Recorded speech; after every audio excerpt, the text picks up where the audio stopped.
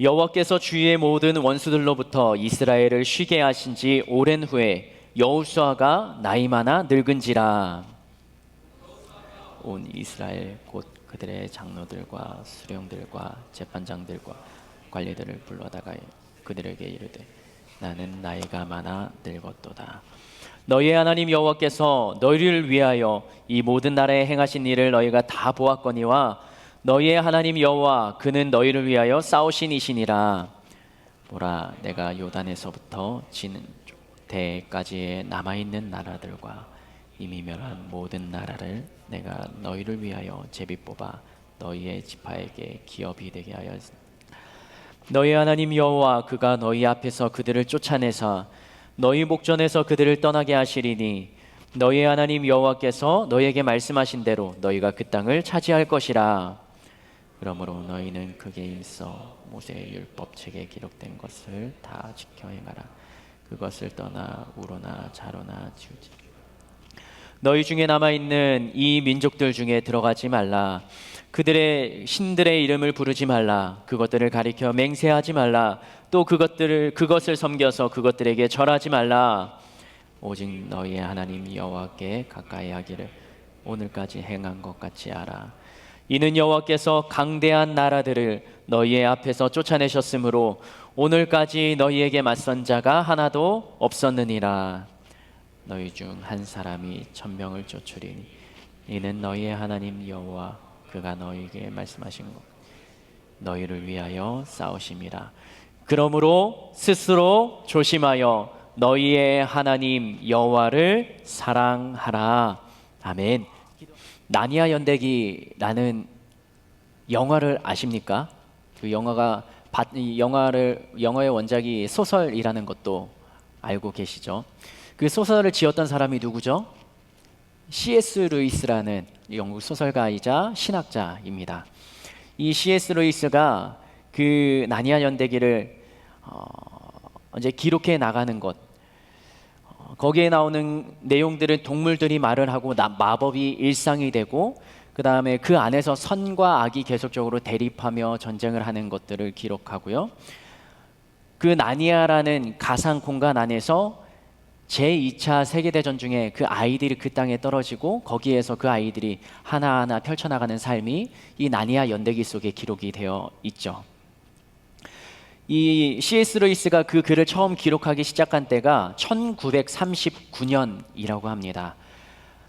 1939년 독일의 공습으로 피난을 온 어린 아이들을 보면서 이 아이들에게 용기와 희망과 꿈을 심어주기 위해서 그 글을 써내려갔다고 합니다. 그런데 이 소설로 따지면 7편의 책이 편찬되고 7번째 책이 발간되면서 완간이 되었는데요. 7권의 책을 써내려가기 위해서 C.S. 루이스가 보냈던 시간은 17년이라고 합니다. 17년 동안 그 하나의 스토리를 이어간다는 것 자체도 좀 대단한 것 같고요. 그리고 우리들은 글을 쓰기 시작하면 얼마나 씁니까? A4 학교 페이퍼 한 페이지 아니면 10페이지 내는 것도 우리들은 버거워했던 기억이 있을 텐데 수많은 글들을 써내려가면서 그 안에 하나의 통일성의 전개를 가지고 처음에 구성했던 그 모든 스토리들을 그 안에 녹여내고 마지막 결말 마침표까지 찢는 그 C.S. 루이스가 17년 동안 그렇게 계속적으로 써내려갔던 이유 중에 하나가 바로 이 소설을 쓰기 시작한 동기가 하나님께서 감동을 주셨기 때문이라고 이야기를 하더라고요. 하나님이 주셨던 감동, 그것을 이 책에 써내려가면서 그리고 책에 담아내면서 C.S. 루이스는 이것을 포기할 상황도 있었어요. 왜냐하면 전쟁 속에서 너무나 힘들고 상황이 글을 써내려갈 수 있는 상황이 아니었기 때문에 포기해도 누가 뭐라고 하지도 않습니다. 이 책을 발간한 것도 아니고 이 소설가가 이름은 있었지만 그러나 그에게 이 소설을 써달라고 요청한 것도 아니기 때문에요. 그런데 그 C.S. 루이스는 하나님이 자신에게 준 사명, 비전이라 생각하고 17년 동안의 글을 써가고 마무리를 했습니다. 이 소설책을 읽는다면, 그리고 이 소설책의 일부분을 읽은다면 마지막 이 전체적인 스토리를 다 파악할 수가 없겠죠. 이 나니아 연대기의 처음부터 끝까지 1권부터 7권까지의 내용을 다 읽어야 여기에 저자가 담긴 내용들을 그 마지막 권을 읽어나가면서 이제 해석할 수 있는 것처럼 우리들의 삶의 여러 가지 작은 조각들이 우리들은 그게 전부인 것처럼 느껴질 때가 있기도 합니다.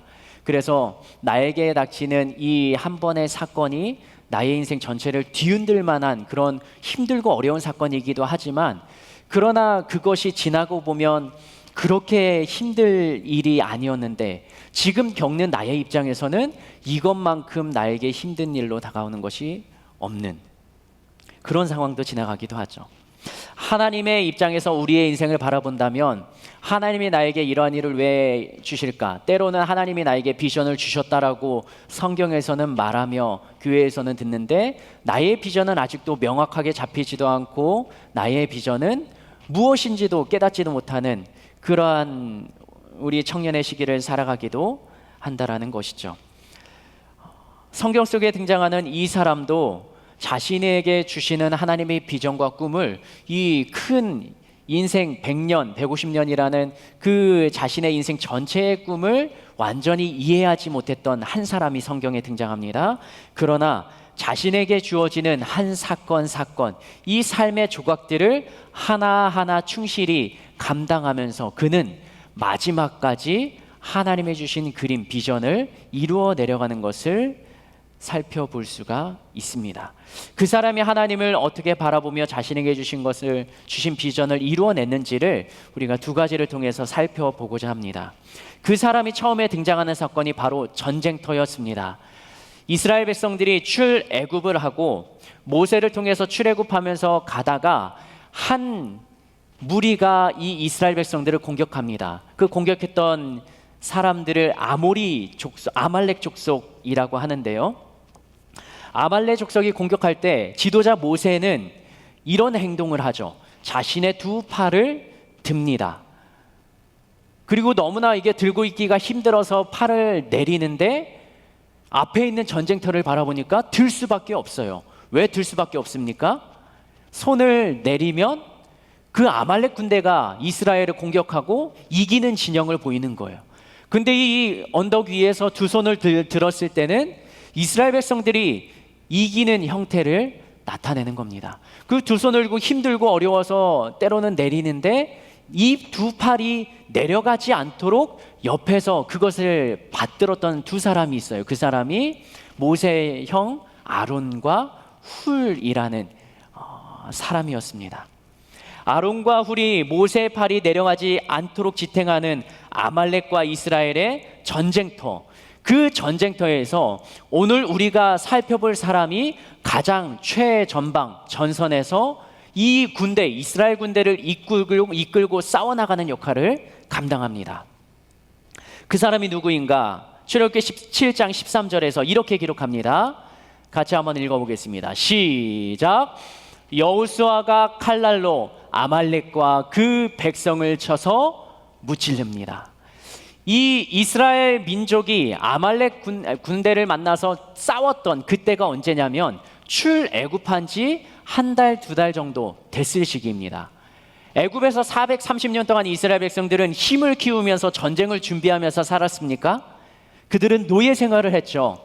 노예 생활을 하면서 그들이 군사훈련을 할 수 있도록, 무기를 만들 수 있도록 출애굽할 거니까 준비를 철저히 했습니까? 아니죠. 애굽 나라 바로 왕도 이 이스라엘 백성들이 반란을 일으킬까 봐 그들에게 힘든 노역, 고역을 시켰던 거죠. 그들은 전쟁이라고는 싸워본 적은 한 번도 없는 자들입니다. 그런데 그들이 아말렉에 공격하는 상황에 나가서 싸워서 이겼다라는 것이죠. 그리고 그 최전방에 서 있던 네 글자의 이름을 가진 사람이 누구라고요? 여호수아라고요.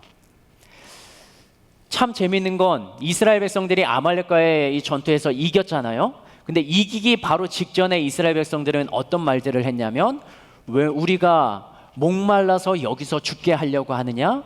우리를 애굽 땅에 놨으면 거기서 좋았을 텐데 라는 불평을 하는 이스라엘 백성들을 향해 아말렉 군대가 와서 공격을 하고 전쟁에서 이깁니다. 우리도 훈련소에 가면 몇 주간 훈련을 받습니까? 그래요. 네, 그 정도 훈련을 받습니다. 뭐 그렇게 또 네. 근데 군대 다녀온 사람들은 알잖아요. 그 4주에서 6주 훈련을 받는다고 해서 바로 전쟁터 투입이 가능합니까? 네, 아니죠.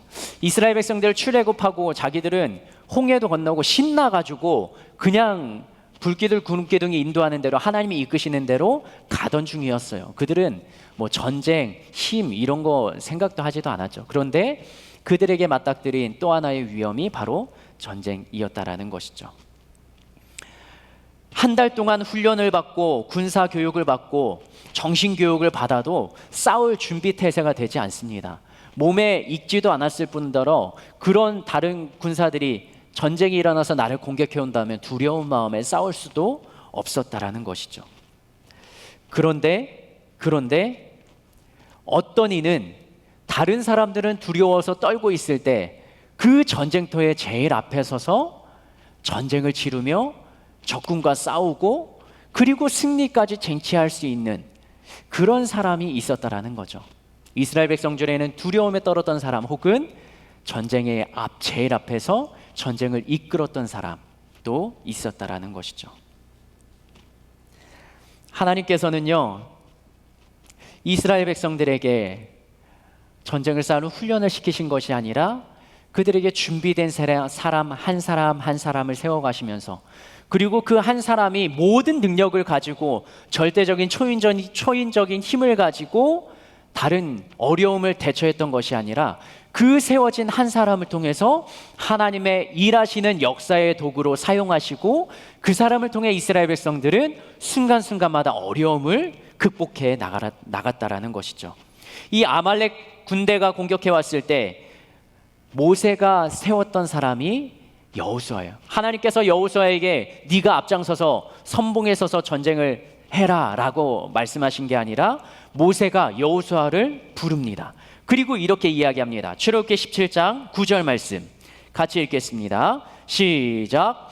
모세가 여호수아에게 이르되 우리를 위하여 나가서 아말렉과 싸우라. 내일 내가 하나님의 지팡이를 손에 잡고 산 꼭대기에 서리라. 띄워주세요. 누군가로부터 이런 말을 들으면 제가 가서 싸우겠습니다 그러겠습니까? 아니면 자기는 빠지고 나를 보낸다 이런 마음을 갖겠습니까? 전쟁터에 여호수아에게 나가라고 하고 모세는 뭐 한다고요? 지팡이를 손에 잡고 산 꼭대기에서 이거 하겠다는 거잖아요. 몸으로 뛰는 걸 또 다른 사람에게 시켰는데 여호수아는 어떻게 반응합니까? 10절입니다. 시작. 여호수아가 모세의 말대로 행했다. 모세가 여호수아를 불렀을 당시는 여호수아가 한 50살에서 55살 정도 된다고 합니다. 모세가 120살에 죽고요. 출애굽을 80살에 하잖아요. 80살에 부르심을 받고 출애굽을 이끌어 나가는데 여호수아와 모세는 30살 정도 차이가 난다고 합니다. 그러니까 모세가 80살이었으면 여호수아는 50살 정도, 출애굽하는 시간 플러스 마이너스 따져도 그 한두 달의 시간치 하면 많아야 뭐 55살 정도. 그러면 인생의 절반 정도 지나간 그 시기에 여호수아는 부름을 받은 거예요.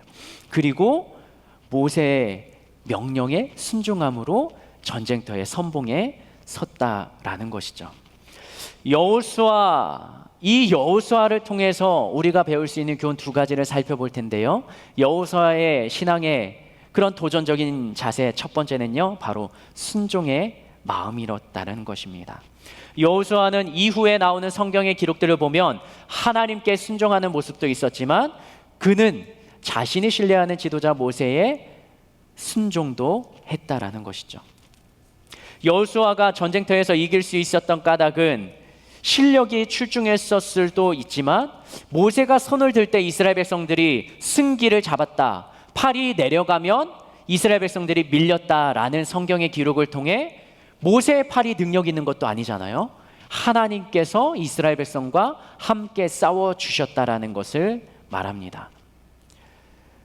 여호수아는 하나님이 자신과 함께 하신다라는 신뢰의 마음을 가졌을지 안 가졌을지 모릅니다. 그러나 모세의 말에 순종하고 자신이 지금 해야 될 일은 이것이다라는 사명감을 가지고 그 선봉에 섰던 것이지요. 그러면서 전쟁의 승리를 잡고 하나님께서는 모세를 통해서 이렇게 말하라고 하십니다. 같이 한번 읽겠습니다. 출애굽기 17장 14절 말씀이요. 전쟁에서 승리한 다음에 하나님이 모세에게 하셨던 말씀이에요. 시작. 여호와께서 모세에게 이르시되 이것을 책에 기록하여 기념하게 하고 여호수아의 귀에 외워 들리라. 내가 아말렉을 없이하여 천하에서 기억도 못하게 하리라. 뒤에 부분은 아말렉을 이제는 이 땅 가운데 다시는 이스라엘 백성들을 공격하지 못하게 진멸하신다라는 거죠. 그런데 그 앞부분 한번 띄워주시겠습니까? 14절 말씀. 여호와께서 모세에게 이르시되 이것을 책에 기록해서 기념하게 하라. 이스라엘 모든 백성들의 후손들이 이 사건, 하나님이 역사하시고 이기게 하셨던 사건을 기념하게 하라 하십니다. 그 다음에 한 사람의 이름을 거명합니다. 여호수아의 귀에 외워 들리라. 여호수아에게 이야기를 하라는 거예요. 한 번만 이야기하라는 게 아니라 그의 귀에 외울 만큼 계속적으로 들려주라는 것이죠. 하나님께서 한 사람을 지목한 사람이 바로 모세의 이야기에 리더십에 순종했던 여호수아였습니다. 이 말을 들은 모세는 어떻게 했을까요? 여호수아의 귀에 이 사건, 하나님이 하셨던 명령, 하나님의 일을 계속적으로 들려주기 위해서 여호수아를 자신의 곁에 두었겠죠. 그리고 하나님께서 하시는 일들 속에 중요한 일이 있을 때는 이 여호수아와 함께 동행하며 행동을 했을 것입니다. 철저한 1:1 교습이 이루어집니다. 하나님께서 직접 여호수아에게 사명과 비전을 먼저 주신 것이 아니라 모세를 통해서 그의 마음 가운데 하나님의 비전과 하나님의 뜻, 하나님의 일하심을 가르치고 훈련시켰다라는 것이죠.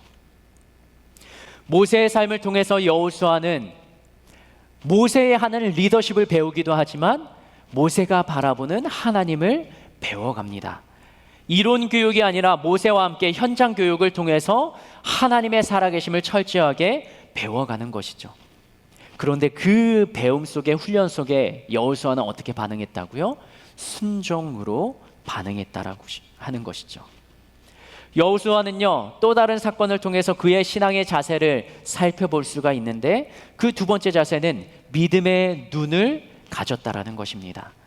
시간이 흐르고 나서요, 모세는 가나안 땅, 하나님이 약속하신 땅에 들어가기 위해서 가데스 바네아라는 곳에서 12명의 정탐꾼을 세웁니다. 그 속에 누구를 집어넣습니까? 여호수아를 집어넣습니다. 그리고 이 12명의 정탐꾼을 우리가 이스라엘 백성들이 점령해야 되는 그 가나안 땅을 향해서 정탐하게 합니다. 40일 동안. 그리고 그들이 갔다가 돌아오는 순간에 그들이 입에서 보고했던 상황, 10대2, 10명과 2명으로 나뉘었다는 것 우리는 알지 않습니까? 그 10명의 입술은 불평이 가득합니다. 그리고 두려움에 떱니다. 민수기 13장 27절과 28절 같이 읽어보겠습니다. 민수기 13장입니다. 시작. 모세에게 말하여 이르되 당신이 우리를 보낸 땅에 간즉 과연 그 땅에 젖과 꿀이 흐르는데 그것은 그 땅의 과일. 그러면서 뭐를 짊어지고 왔습니까? 이 송이가, 알이 거대한 포도송이를 가지고 왔죠. 이 짊어지고 왔다는 거죠. 그 땅이 너무나 살만하고 너무나 좋아 보인다라는 거예요. 그 다음에 그들은 이렇게 이야기합니다. 28절이요. 시작. 그러나 그 땅 거주민은 강하고 성읍은 견고하고 심이 클 뿐 아니라 거기서 아낙 자손을, 그 땅은 탐스러운 땅인데 그 땅은 우리가 들어갈 만한데 그 땅에 우리가 이겨야 되는 상대가 만만하지 않다라는 거죠. 우리는 그들을 이길 수 없다라는 것이죠. 그런데 믿음의 눈을 가진 두 사람은 이렇게 대답합니다. 민수기 13장 30절 말씀.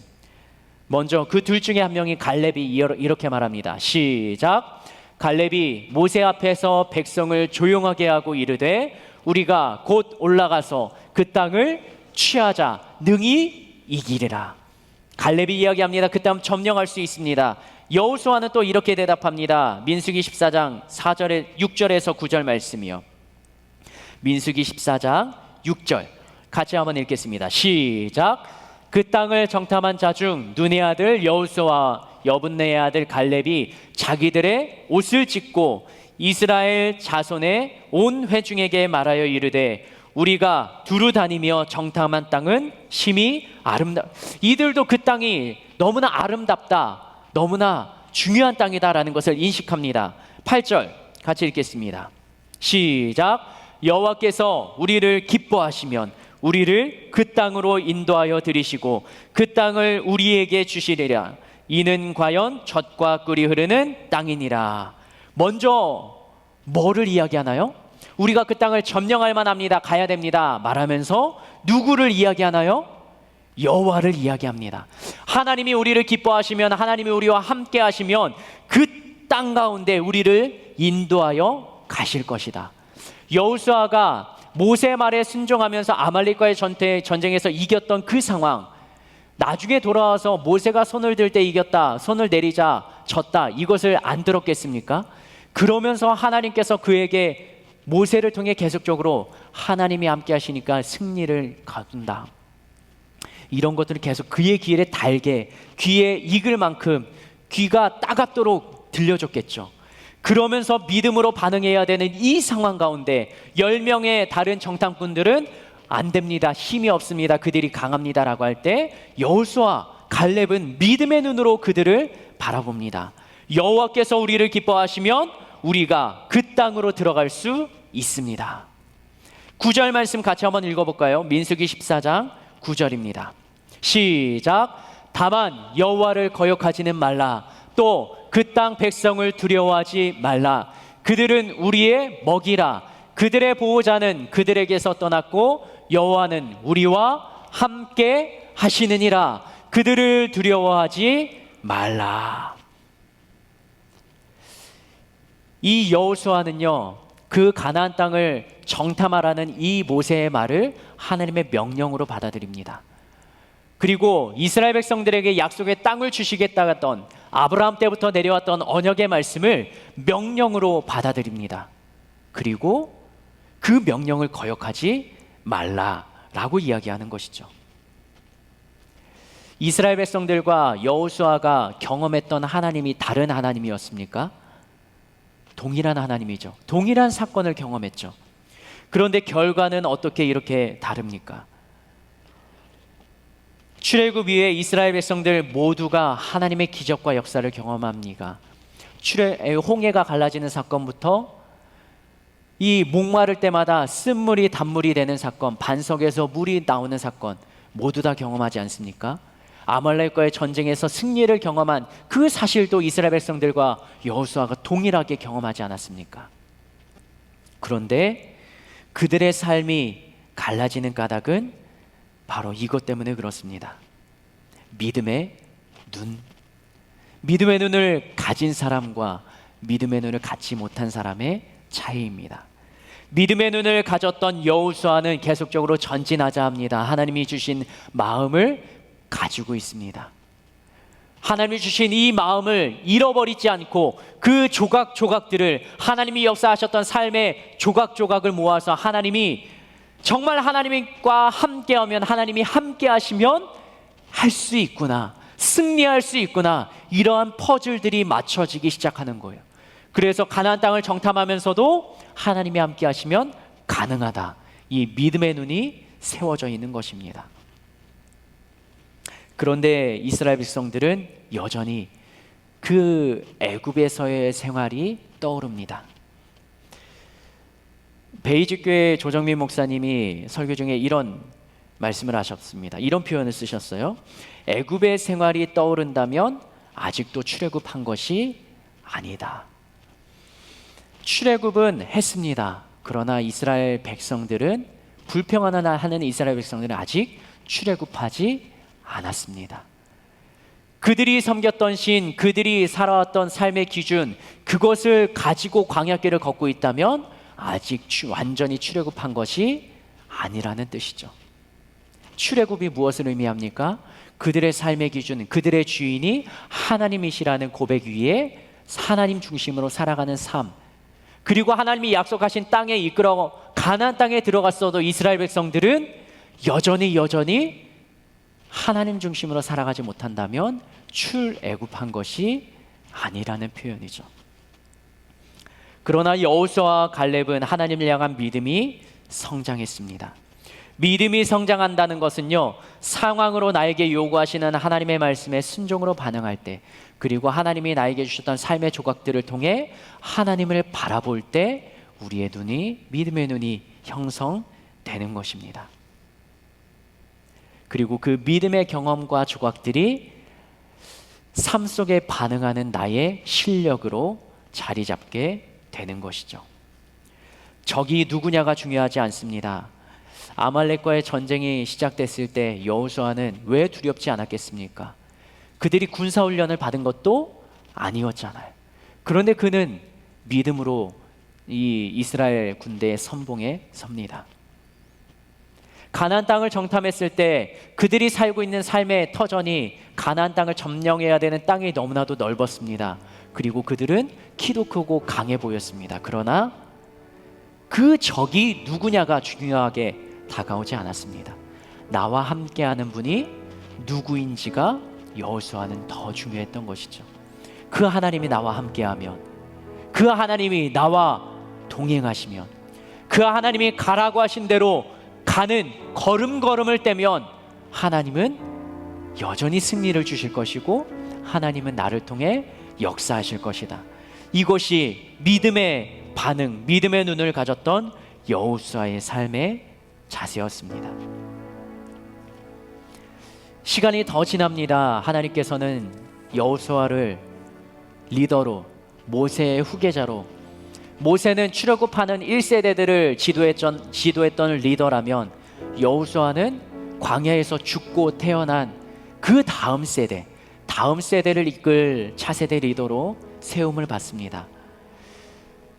하나님께서 여호수아에게 이제는 직접 말씀하십니다. 리더로 부르시면서 이렇게 말씀하세요. 여호수아 1장 5절 말씀이요. 같이 한번 읽겠습니다. 시작.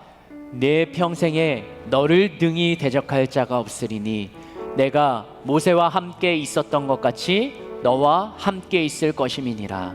내가 너를 떠나지 아니하며 버리지 아니하리니. 7절 8절이요. 그러면서 이렇게 도전하십니다. 시작.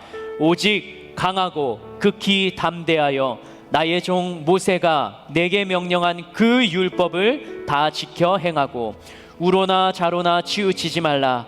그리하면 어디로 가든지 형통하리니 이 율법책을 내 입에서 떠나지 말게 하며 주야로 그것을 묵상하여 그 안에 기록된 대로 다 지켜 행하라. 그리하면 내 길이 평탄하게 될 것이며 내가 형통하리라. 5절 말씀에 보면 너의 평생에 내가 함께하니까, 하나님이 함께하시니까 너를 대적할 자가 없다라는 것이 아니라 너를 대적할 만한 자가 없을 것이다. 고통과 어려움이 없다는 것이 아니라 있어도 그것을 능히 넘어갈 믿음의 눈과 실력을 하나님이 부어주시겠다라는 거죠. 그렇다면 여호수아는 그 약속의 말씀만 붙잡고 아무것도 안 하고 살아갔을까요? 실력을 키웠겠죠. 믿음의 눈도 더 성장하며 확장시켰겠죠. 그렇게 살아간 이 여호수아가 인생의 마지막 순간에 이스라엘 백성들에게 이렇게 이야기합니다. 이 말씀을 읽고 우리가 기도하면 좋겠는데요. 자신의 인생 가운데 우려와 걱정, 어려움을 극복하며 이겨나가며 믿음으로 살아왔던 여호수아가 마지막에 이스라엘 백성들에게 유언처럼 당부처럼 했던 말이에요. 23장 2절과 3절 같이 읽겠습니다. 시작. 여호수아가 온 이스라엘 곧 그들의 장로들과 수령들과 재판장들과 관리들을 불러다가 그들에게 이르되 나는 나이가 많이 늙었도다.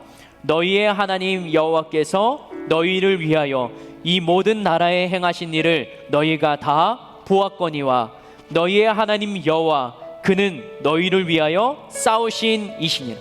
과거에 이렇게 했다라는 거예요. 하나님이 우리를 위해 싸우셨다라는 거죠. 그러면서 6절이요. 시작.